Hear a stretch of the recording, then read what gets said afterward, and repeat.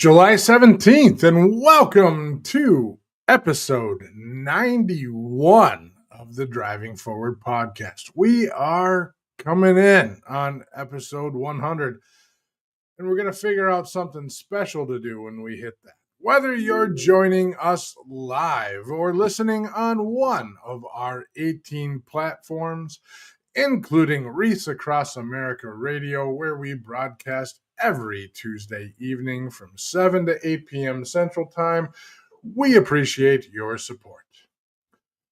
Next week, check out Danielle Spinelli and Ken Riddle, or at least sign up and watch it after, because she picked the same time as this show, which I'll have to chat with her about.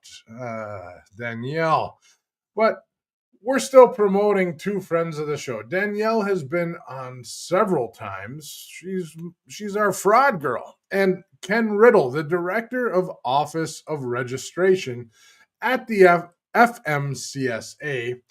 They'll be talking next week about new strategies for a safer, fraud-free freight industry. That's a lot of Fs. Ken's been on for an episode as well, so definitely check out their webinar. Danielle does a great show with that. So we'll drop a link for sign up in the comments.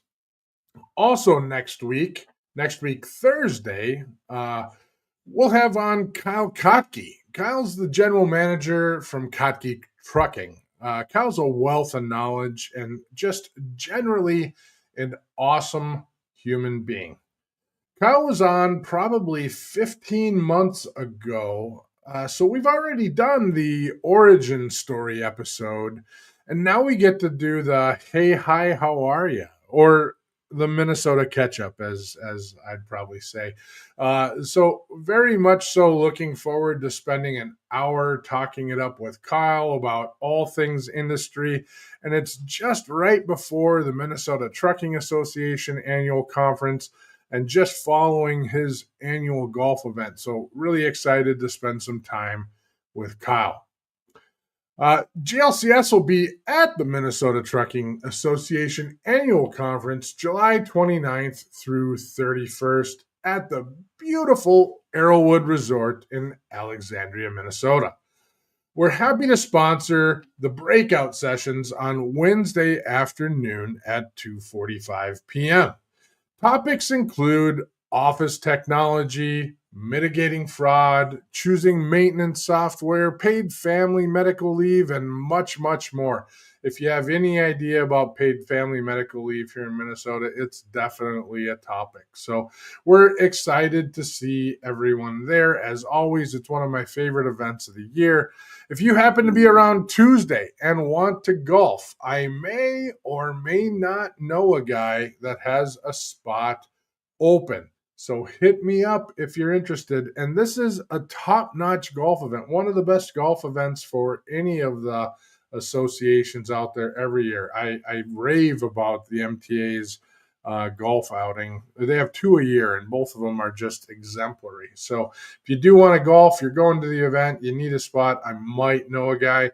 That'll probably disappear shortly after this show is my guess. Here's the list of events for GLCS and what we'll be attending through the end of the year. McLeod User Conference, the ATA Management or ATA MCE. That one will have a booth. Plus, I'll talk about the event we're holding after that. There'll probably be more events on top of this as well.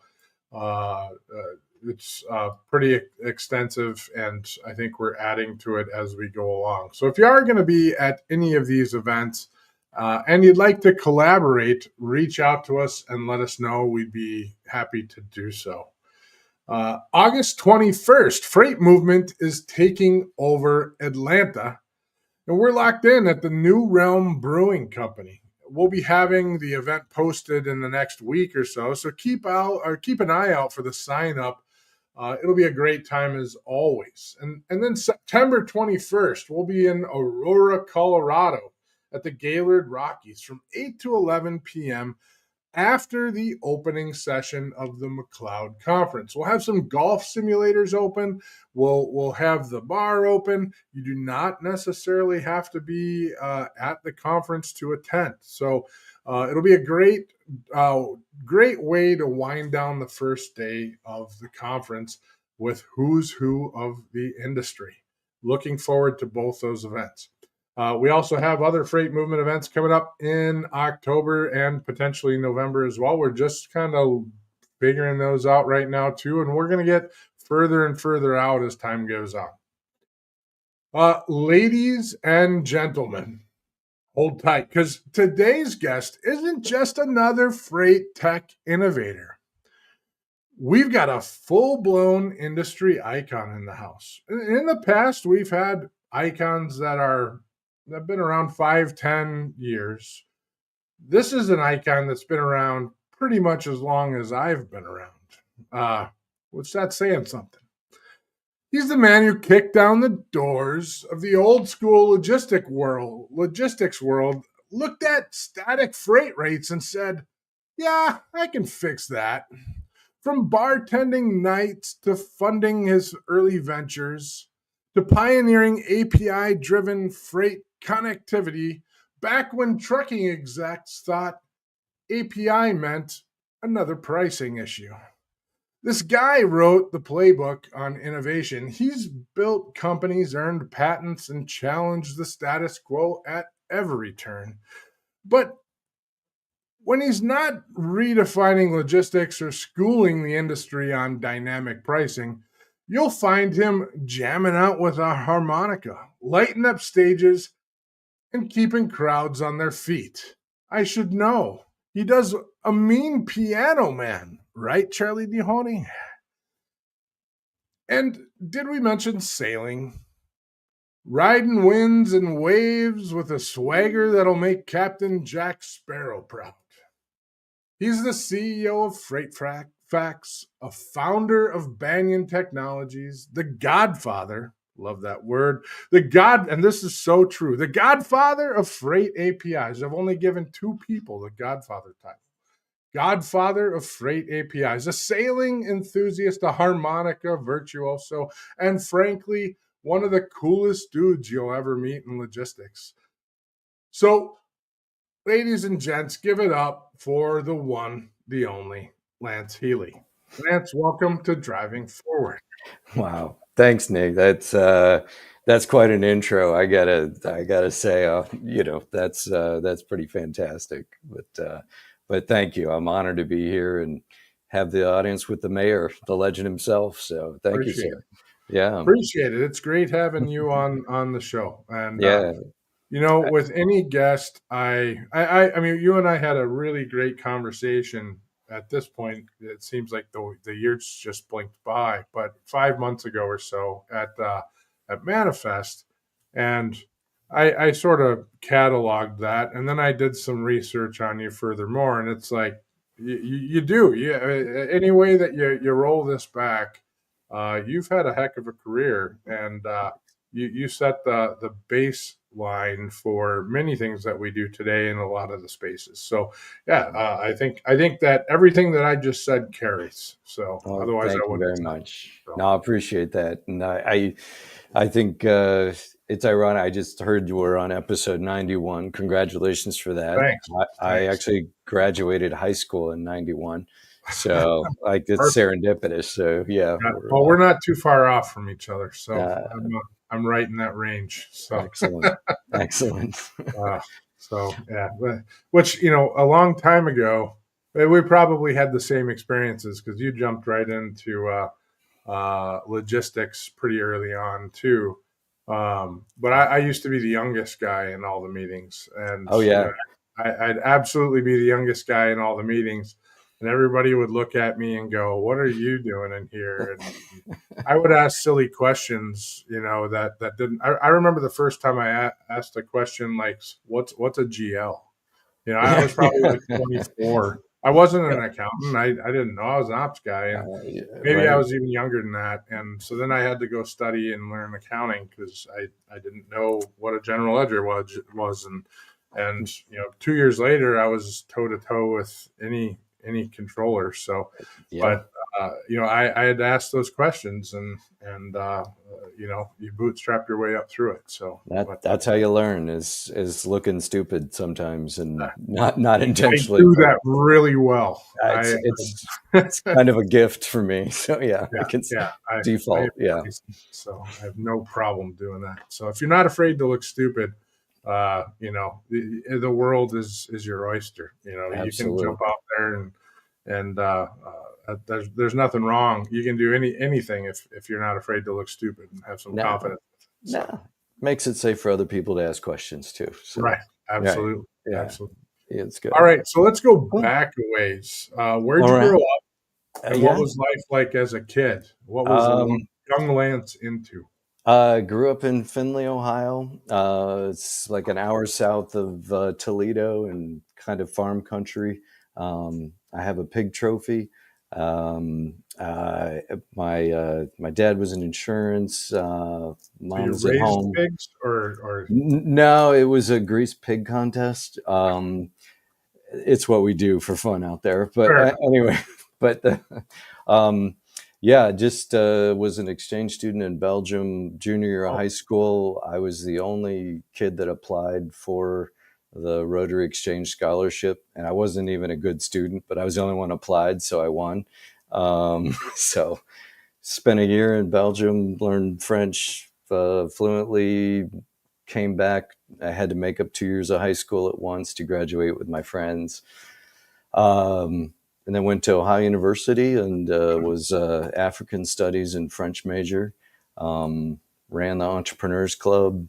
Wasn't in the College of Business because I didn't like they were just teaching corporate fodder, not entrepreneurship. right. Um, Ran about six or seven companies, depending on which ones I want to talk about. While in college, we as a group made about 10 grand a quarter. Um, and played water polo in college, high school and college. Did the ROTC Ranger Candidate course at OU with some buddies. I have hollow bones in my legs, so I can't jump out of airplanes or run. So that's why I We're got. learning a lot about Lance I here. So mean, more than you needed, but hollow so bones like a bird. So yeah. sure. So cycling and water polo is kind of what I did for fun. Um, and yeah, graduated college and was going to go to Thunderbird for international business, but I was just had this entrepreneur itch, and I was like, well, I have nothing but like a POS Honda Civic right now. Yeah, Um, so if I lose everything, like I'm kind of right where I started. sure. So Good time uh, to throw a ball. Yeah, yeah, so bartended nights and weekends. Met my wife; she was my boss. Still is. Titles changed, but yeah, whatever. yeah. And then got into construction materials out of Norway and Iceland. Imported them in, and then set up manufacturing in Vancouver, Canada at 23. Um, and then my supplier had a cocaine problem. He partied all of my money away. I licensed everything, lock, stock, and barrel, to a big PVC component manufacturer that was interested in the business, and then teamed up with one of my vendors, Jim Walborn, and that was like 98, 99. And then this interweb thing came out. We said, hey, what if we brokered construction materials online anonymously? Sure. And we're like, cool. And then we figured out we had to coordinate all the freight. And we're like, wow, this sucks. Oh, this is horrible. So I'm inherently lazy. So I said, how can we do this better? And it was heavy in LTL. So um, everybody was loading tables and at the time, and I was like, well, why can't we just go get the rates directly from the carriers? And so we built some tools to go out and do that. And then a bunch of our vendors and customers were like, how'd you do that? I was like, oh, we just built this little app. And they were like, could we use that? And I was like, sure. They're like, we should charge for this. And and that's how Banyan Technology got started, and how I officially got into freight as an application, and that was in '99, 2001, and then like 5 years later, somebody called us a SaaS model, and I had no idea what that meant. And so, Right. so Right. Uh, yeah, yeah, these are so this got edgy with me because when I start thinking back, like I don't think of APIs. So being a trucker, so I yeah, got into the industry about that time. And being a trucker, I don't think of APIs in the late 90s. no, So I actually just Googled this because I didn't check when, but API has been a term that's been around since the 60s. '60s, yeah, yeah, So I knew it. So I checked it earlier, and it's yeah, definitely been around a long time. But I just checked it now because I had forgotten. But yeah, yeah, 1960s is how yeah, long API has been around, which yeah. is wild because I don't really think of it coming around in the industry until 2005, 2006 is Hmm. when it started becoming relatively adopted. But really, 2010 is when it became a household term in logistics. So Yeah, um, I yeah, was a lot of breaking rocks in the hot sun, yeah, trying to get people like, what do I need an API for? I have a disk. I was like, yeah. right. Never. Standardized. We have EDI, Yeah. so No, what do we're you need? good. Yeah, We're good. We're good. Yeah. Yeah. we're going to It's, consume flat files. So yeah. um, Yeah. yeah, It's yeah. Yeah. It's interesting. It's hard to bring technology, especially new kind of, when there's such an infrastructure around EDI or loading tables, or whatever it is that the industry tends to support, maybe not an ideal process with a lot of technology. And when you try to break that, even though you're replacing a bad process, all the infrastructure that's there to support it is, you got to break through. So there were no TMS systems that could support an API right. because they No, didn't exist. So it's chicken and egg. And yeah, so it's that long roll to get adoption, and convince people that, hey, this is going to change for the better, and there's a lot of things that are benefits there. Now it's like, well, yeah, of course there's API, yeah. of course, We have yeah, products now that are built solely around their API sets. So yeah, they're yeah, coming forward with it. Yeah, but yeah, that once again, I don't think you probably had mainstream APIs on the TMSs until maybe a few of them came forward, but on the small market side, prior to 2010. yeah. No, it was brutal. But that's okay, that's all right. It's everything builds on top of something else, and so it's Right. really cool to see how APIs are being used now in the industry, what they're doing, and then dynamic pricing. And now people shunned the idea, and now they're like, this is awesome. And I'm like, yeah, I know. It's like, Yeah. yeah, but no, it's really fun to see it evolve. Hey, what's up, Zach? That's Um, fantastic. yeah. um, I mean, it's definitely so.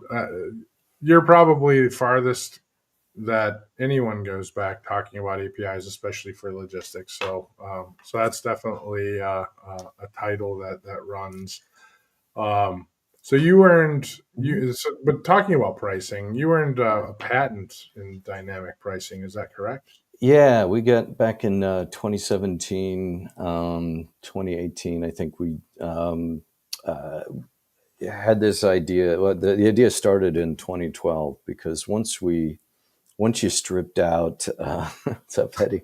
Once you stripped out the idea that you had to use an average rate base, like a czar, Right. whoever, that was created to, because there was no efficient way to get each carrier's rates in real time. So they kind of artificially recreated that. Um, but you sacrificed a carrier specific pricing by using czar. So you really missed out on carrier strengths, where they had the best service areas and stuff, because it didn't show up in the pricing. So being able to see that was great. And then the next evolution on that was, well, why can't carriers be able to adjust their pricing, because their networks are constantly changing? Right. So to mitigate risk, having the ability for carriers to say, oh, hey, I'm 1,200 pounds shy on this direct point instead of doing a break bulk. I could use APIs to attract more freight to these terminal areas and make every shipment on that truck more profitable, because now I don't have to do a break bulk to fill it. I could fill it on a direct line. So looking at those types of things where it wasn't about chasing the shiny quarter, business wise, it's about optimizing networks. And so I was really excited about, what that could do for the industry, because shippers and 3PLs benefited, if on kind of spot discounts where the carriers needed it. And likewise, blizzard hits, a terminal floods, whatever it may be, you could de-emphasize a certain areas just as Area. easily. Yeah. Sure. Sure. So yeah, it wasn't everybody kind of jumped to the conclusion, oh, it's a race to the bottom, or this is going to be like a public auction. Absolutely not. It's on how you use it and how you deploy it. Yeah. So it doesn't have to be scary or doomsday, but that's anytime there's new tech, new innovation, you tend to see that. Yeah. Right. Well, sometimes it ends up being that race, not necessarily a race to a bottom, but our industry has a tendency of having a cost control. We save money and then we get competitive, so we reduce cost. Yeah.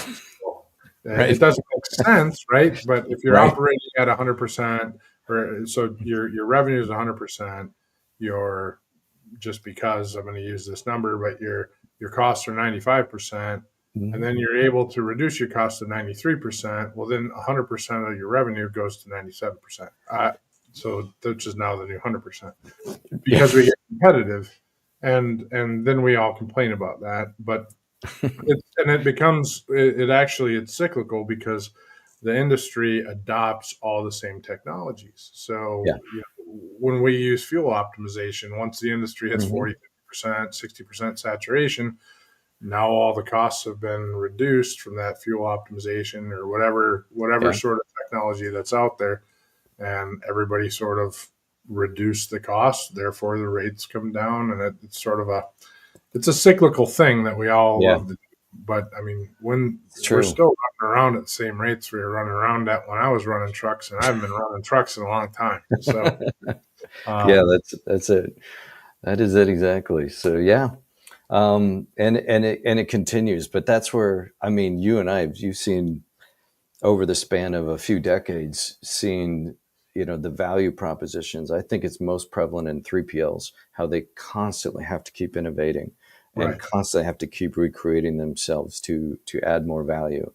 Um, I remember when it used to be, well, if you wanted multiple rates, well, you had to go to a 3PL, or, right. set up some major ERP system. And then, all that's just been evolving, evolving, evolving. So the Now good it's a news, click of a button away. So, yeah, yeah. But, but I think it's made the whole industry more efficient.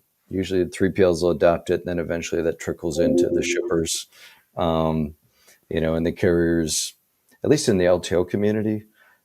Very few carriers want to be first, and no carrier wants to be last. Um, but it's all kind of like, well, okay, well, if all these guys are doing it, then we'll do it. Then we'll have to do it, or that kind of thing. So yeah, it's been interesting to uh, see it evolve just over time. It doesn't disappoint. absolutely. So, we'll wrap as we'll take the next 5 minutes and kind of wrap up the Yeah, Banyan period of your sure. career. Come back in and talk about what we've been. Actually, we got a bunch of comments that just rolled in, I think. So, mm, no, I guess we were commenting on other comments, so I'll leave that be. So after, so what would you say were the hardest moments running through that 20-year period or however long that was at Banyan? Man, Uh, yeah. Yes, it was 20 years. Um, I think the biggest lessons I learned as young, and was pretty young in terms of entrepreneur, is I never went to grad school, so I always questioned myself on some decisions. Unfortunately, I had a great partner that did a lot of the back of the house stuff, and he was wonderful. But there was a lot of things that I didn't trust my gut as much as I should have. And trusted or put too much weight and emphasis on outside voices, whether it be investors or whatnot. And to any entrepreneurs out there now, or if I could have shook myself when I was younger, is nobody knows your business as well as you do. That you and trust your gut, more than you think, even if you don't know the reason why exactly. Listen to people, but make your own decisions. And those are good. I mean, there were times we never missed a payroll for our employees, not once.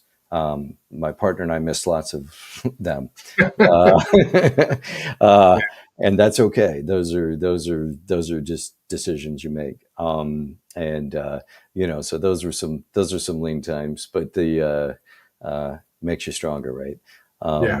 But no, I just think there's so many lessons along the way. Just be open to learning them, and don't dig in. Yeah. Be open to learn on everything. That's let the market, let your customers, let your employees drive how you evolve.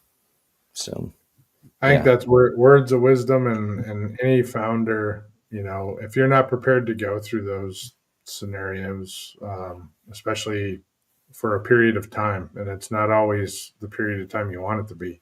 Sometimes it comes out of nowhere. So yeah, I've started a number of businesses myself, and it's a real thing. So, but yeah, and you're absolutely right. The first business I started didn't make it, and yeah, it was a substantial amount of. I mean, it was a decent size organization, trucking company, yeah. and it didn't make it. And one thing that I did learn coming out of it was, strong sales was important. And at that time, I was not a salesperson. So the Mm, next 15 years, I invested into teaching myself how to sell. nice. And I'm still maybe not the best salesperson, but I am a relationship guy. And Yeah, very much so a relationship guy. So much that I've been coined by other people as the mayor because of my relationship, absolutely. which Well, has powered our at least initially powered our sales. So, yeah. but that also being said, you learn what not to do when you fail, and Oh yeah. you don't repeat those errors. So Try not to. Try not right, to. Yeah, right. for sure. Yeah. So, Oh, that's fantastic. well, I think this is a good time to take our quick break. When we come back, we're going to do a little bit something a little bit different. We'll cover a couple topics in the news, and we'll kick it back off with what you were up to for a little period of time, and then jump into the freight facts for which I'm having a tough time with the Fs. I said a bunch of Fs earlier, and they screwed me all up. Now I'm tongue tied. But freight No, facts for the remainder of the time. So. sounds cool, man. Yeah. All right. Let's go to commercial. We'll be back in a minute. If you have any questions for Lance, queue them up, send them in, and we'll be back in a minute. If your fleet's downtime looks like chaos, you're missing out on GLCS. In the fast-paced world of trucking and logistics, time is everything. Meet GLCS, your expert partner in managed IT services. We integrate seamlessly with your team, bringing seasoned IT professionals with deep transportation and logistics expertise. Imagine your software updates running smoothly, complex issues resolved quickly, and operations humming with efficiency. GLCS has your back. Our support doesn't just fix problems, it prevents them. With our industry connections and proactive approach, we keep your trucks rolling and your brokers working. Think of us as the added resource your company needs to unleash its full potential. Visit glcs.net today and keep your business driving forward. GLCS, where efficiency meets expertise.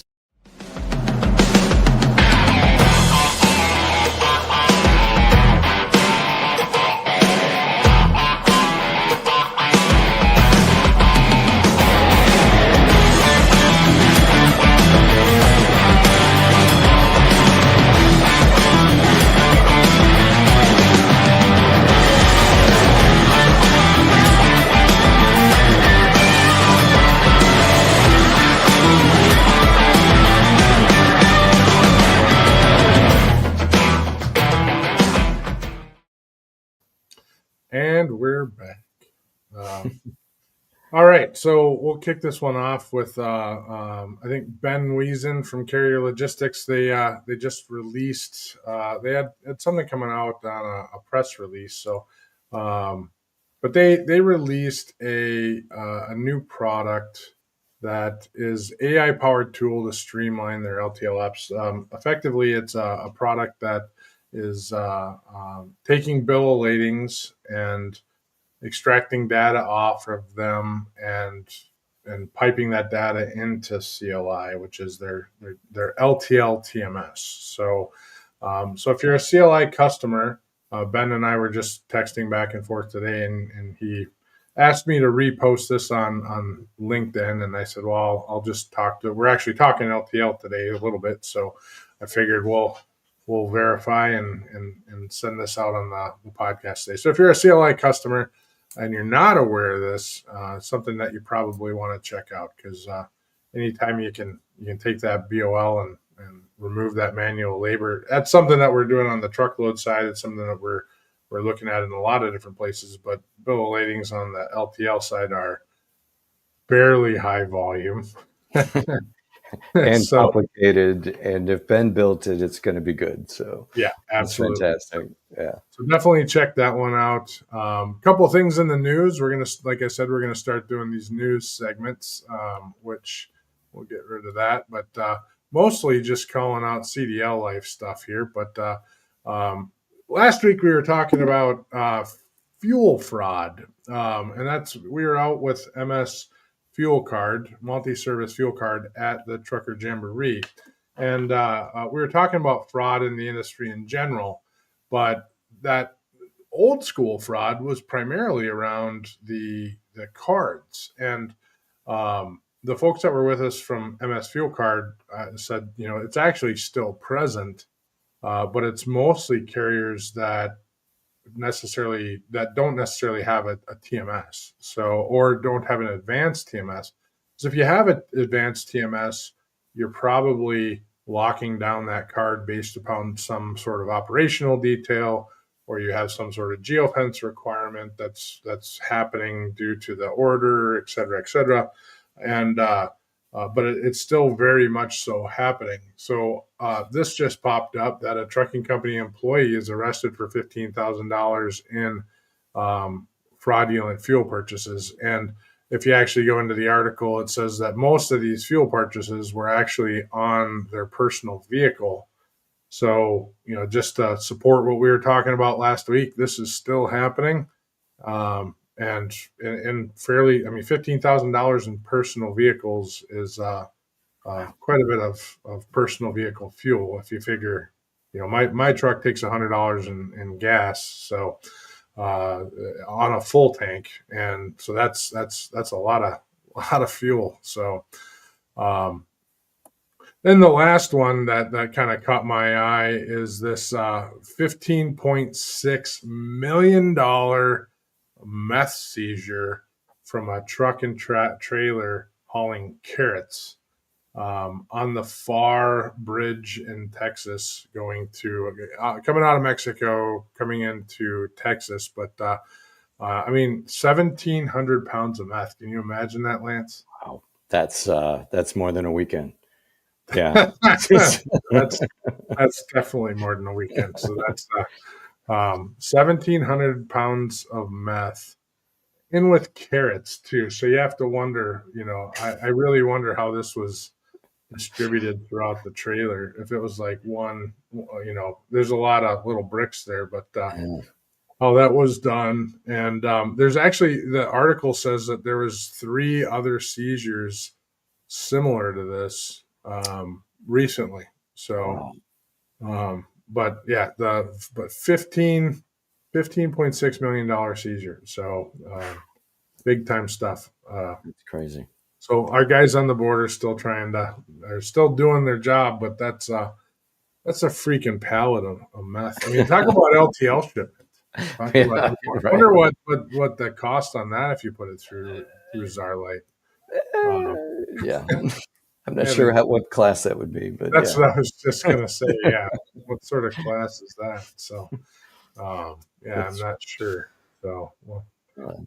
that's like, yeah. All right, so back to our line of questioning. So after 20 years or 2 decades at Banyan, Yeah. you kind of transitioned to a couple other companies, and how how did that feel going from startup and founder to more of an innovator within other organizations? Yeah. So I got my first job, which at the time I think I was 48 when I left Banyan, and I thought, hey, this could be fun. This could be exciting. It's an established company, looking at growing some LTL tech, and um, Nate, it turns out I'm a pretty lousy employee. So, so Yeah, the I just the to the company was fantastic. Worked with the folks at Optum. They have some amazing yeah, technology. they've been on this Um, too. Yeah, oh, good, yeah, and really, big fans of theirs. It wasn't a fit for me. yeah, But still big fans of theirs. But and the idea, having the ability to take the dynamic pricing tools and then take their network optimization tools, be able to put them together and then create an asset neutral optimization. So essentially, a 3PL could create their own virtual LTL network, because 3PLs are great at covering truckloads, so you just need local P&D. And looking at trying to develop some tools around that. Other priorities and things persisted, and it was like, you know what, I'm going to go start my own thing again. And and that's really where connected with Pat Martin and Mark Meskin, and we yeah. created Freight Facts, and that's been a hoot. Um, uh, Working on it for a couple of years, and essentially we're creating a scorecard on the shippers from aggregating data from LTL carriers. So this is in. And people's like, oh, okay, you're scoring the carriers. I'm like, no, we're scoring the shippers, Right. the manufacturers, distributors. They're like, oh, so most people liken it to a credit score. So you can't go into a bank and get a loan without them checking your credit score, right? Why should LTL carriers provide freight pricing without checking your freight score? It's a data driven history of your operational performance. So this is how you get judged, and it's a 900-point scale, not dissimilar to a credit score. Yeah. But there's about 25 factors and things like dwell time and days to pay, and all those things. Every LTO carrier wished they knew about a customer before they did business with them, but then they end up learning along the way, and over 90, 120 days, then have a pricing action. And all of that process is very time consuming and very expensive. Right. Learning by experience. So it's not an effective way. Banks came together and said, we used to learn by experience too. This is a bad idea. Yeah. FICO scores, also landmines, clearing a landmine field, not good. Learning by experience. Or you Right. could buy a map for $20. You know, uh, that kind of thing. So the crux of what we've been putting together. And so we just launched with a founding group of 3PLs. We've got a founding group of shippers that are going to come in later in the summer. And then we're looking to go live, towards the end of Q2 or Q1 to the open market. But that's our stick. We thought we were going to get a lot of pushback from the shippers, because who likes to be accountable? I know I really don't, especially when it's like garbage night. But they're able to get a view and a vision of not just their facilities. And shippers forget, like, in the eyes of the LTL carriers, you're only half of every transaction. You're 50% of, so they can have the best docks, the best operations in the world, but it's their vendors and their customers that are really the full body that's impacting their relationships with their carriers. And they don't have any way to do that. I think in a lot of cases, the good actors, the good customers that are out there want to know where they're weak.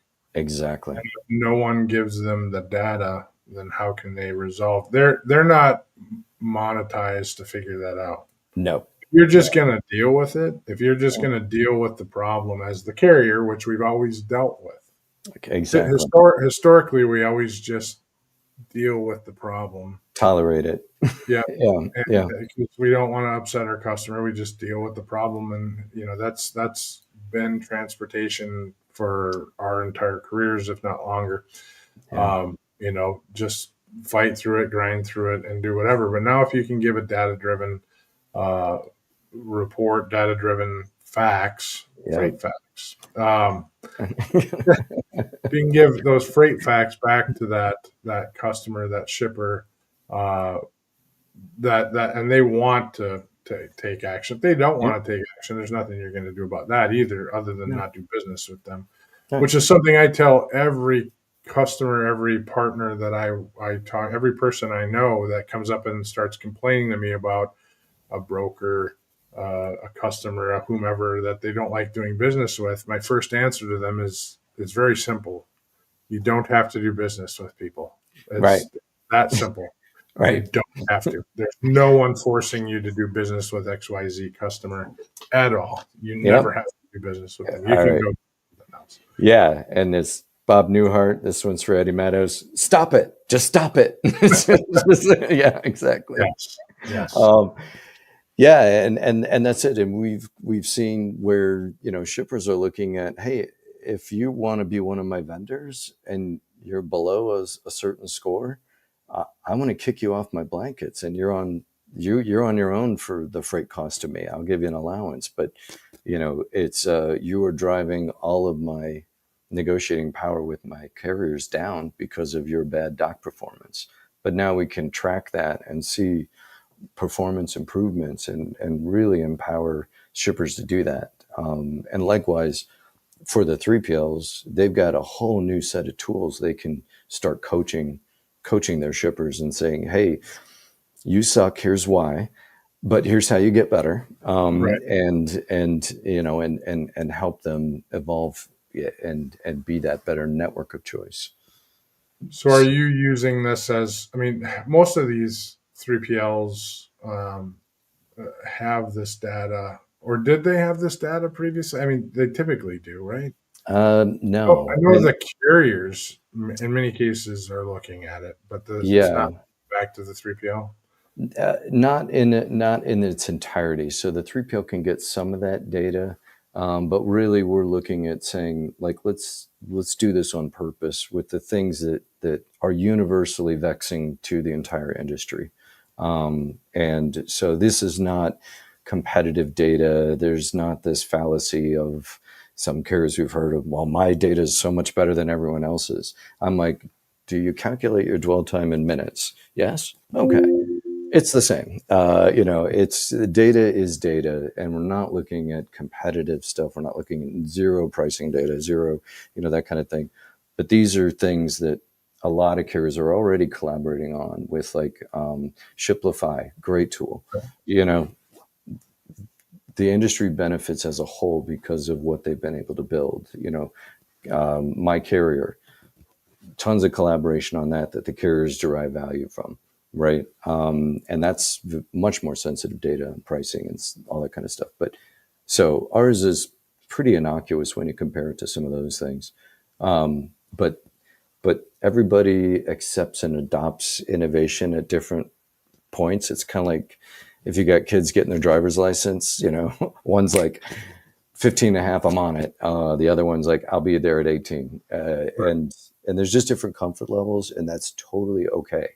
Some people have to percolate it with it for a while, and really get to understand it. So we're going through that right now we got a few carriers that are like, no, we're going to lose all of our competitive advantage. And it's like, your competitive advantage isn't in a bad process.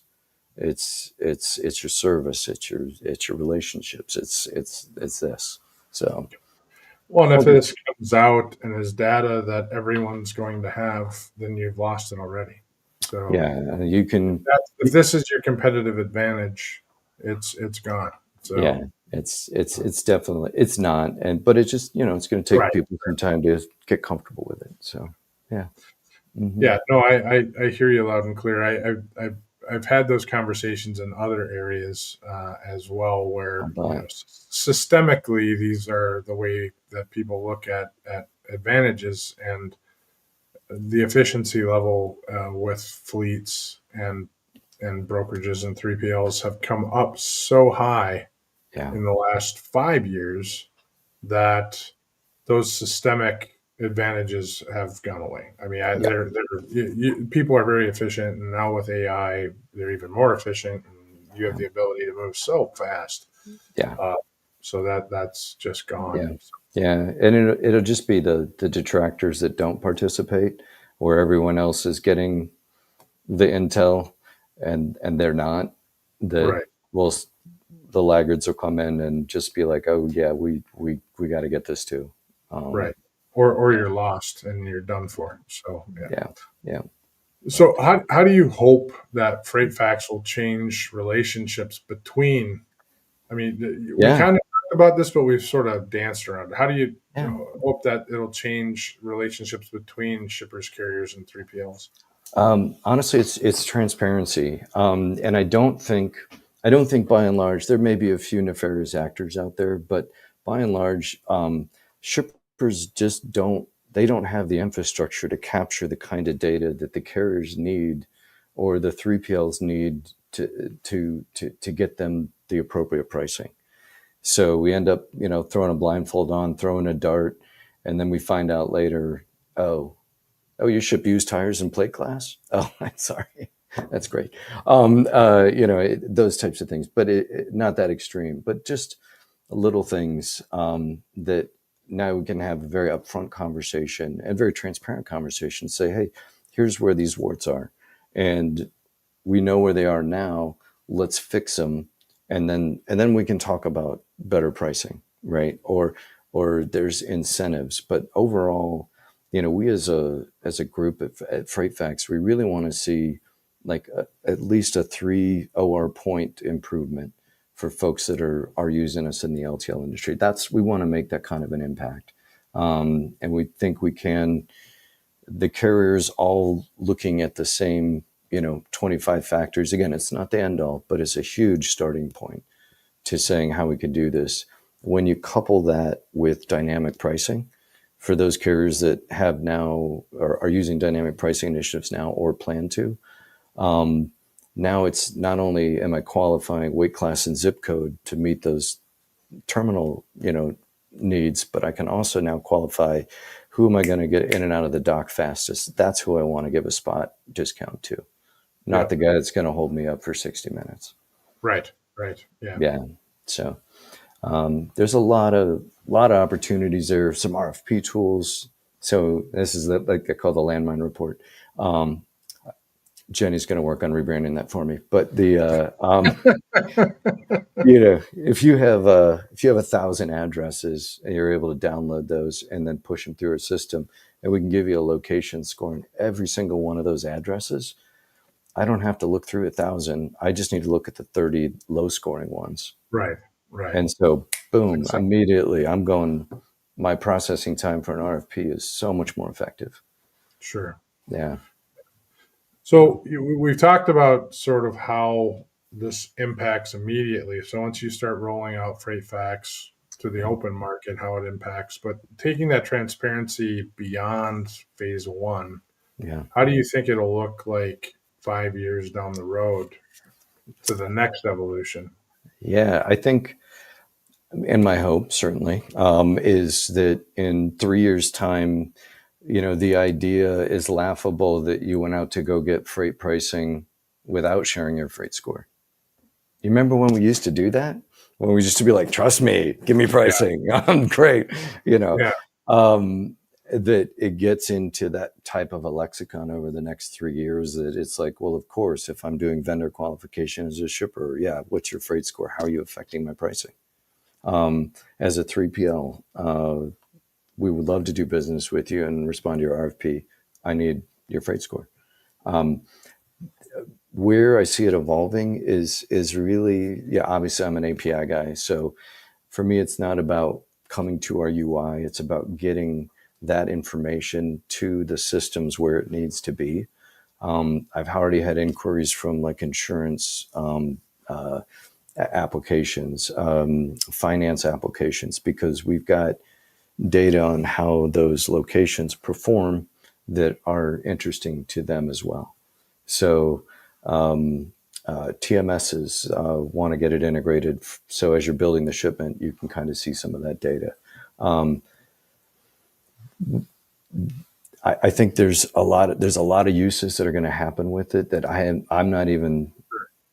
even thought about, and I love that.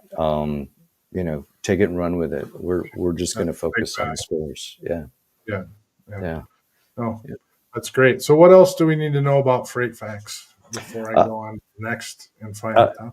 yeah, no, I think we're filling out. We've got our kind of our founding 3PLs, but if there are folks interested, happy to engage and talk about when it'll be available. We still have a couple spots left in our founding shippers group. And if any carriers have questions about it, reach out to me directly, walk you through, give you a demo, show you anything we can. Yeah. Yeah, we'll get contact information when we wrap up too, and Yeah. make sure we put it out on the comments. So It's perfect. Appreciate it. so wrapping up freight talk, I got to go Yeah. into. So you're known as the Harmonica Man of Logistics. How did that start? And Uh, Harmonica, yeah. So fun fact is I'm actually my first instrument, I'm a drummer. okay, So I'm a drummer in a couple different, well, I'm in 3 different bands here in Cleveland.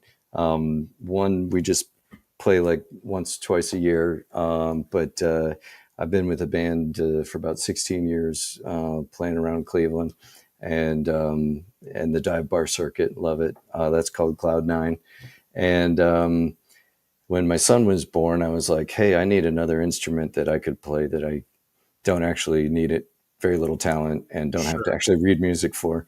And so I was like, harmonica. So I just started playing in the car driving to work so I didn't offend anybody.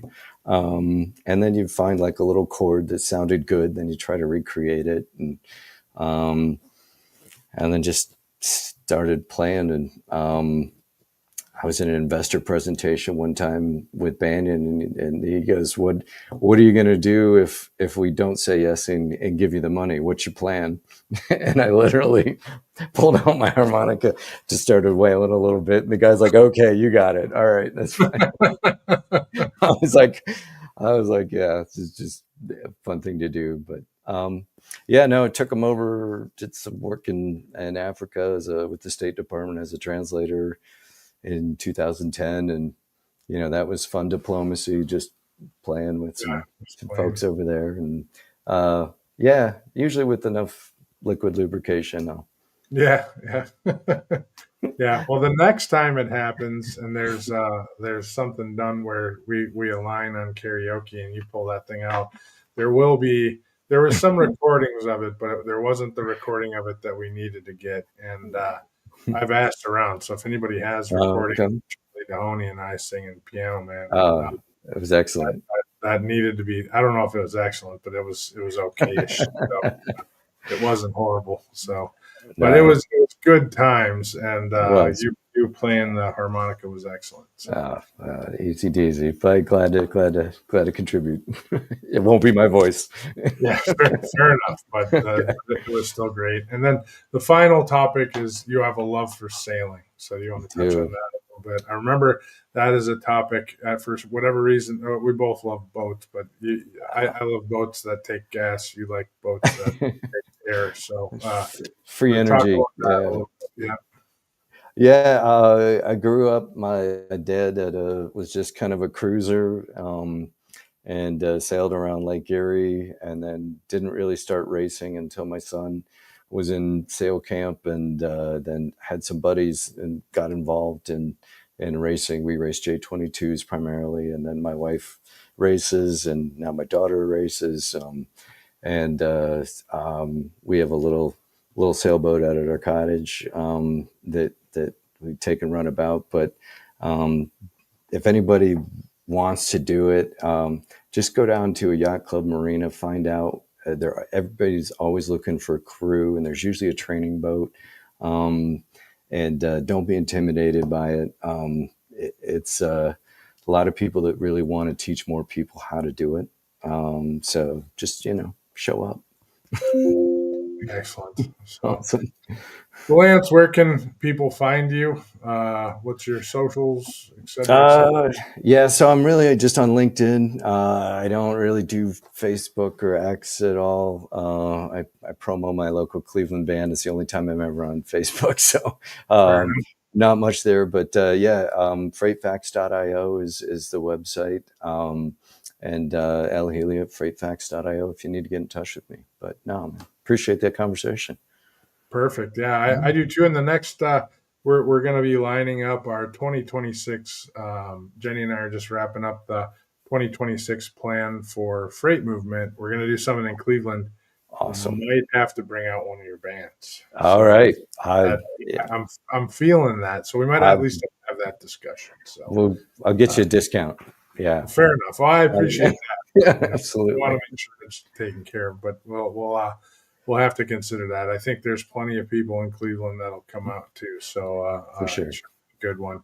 But I definitely appreciate the time. It's been a great discussion. If you want to hang out for a minute, I do have a couple questions. If you got the time, a couple questions for you after that I'd chat with you about. So cool, man. All right. So we'll wrap one up and appreciate it.